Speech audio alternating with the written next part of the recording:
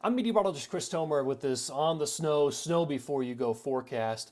There are really only two places to consider for the best snow between Thursday and Sunday. That's the time period I'm forecasting for, and that's the Northeast and also the Pacific Northwest. And even between those two places, the Northeast is the most interesting, and I'll cover both. But let's start with the big pattern. You can see where the jet is going to be favoring the Pacific Northwest with a dip there, and then a dip up in the Northeast. And that Northeast storm, it's going to be that type of northeast, nor'easter type of setup between Friday and Sunday. Unfortunately, with this pattern, it does leave a lot of the west, the Intermountain West, the central and southern Rockies, completely dry all the way through the weekend. When does that potentially end or break? Probably not until mid to late next week.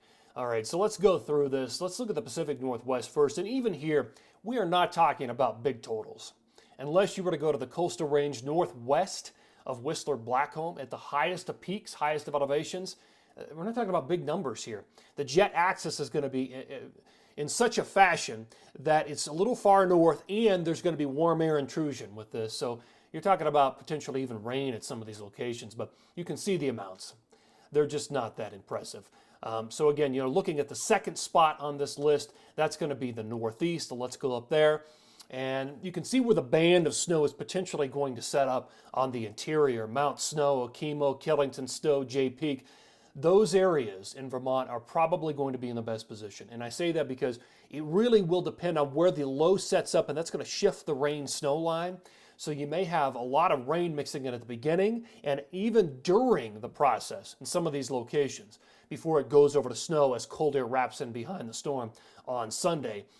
The amounts in Maine and New Hampshire are probably the most in question because it depends on where the low and how tightly it hugs the coast. But nonetheless, that particular section in the Northeast is very interesting. Now, back out west, like I said, it's going to be dry, and that includes Colorado. You're looking at the I-70 corridor right here, and I don't have any snow between Thursday and Sunday, unfortunately. It's just all high pressure. So that is Colorado. Let's look at the northern Rockies.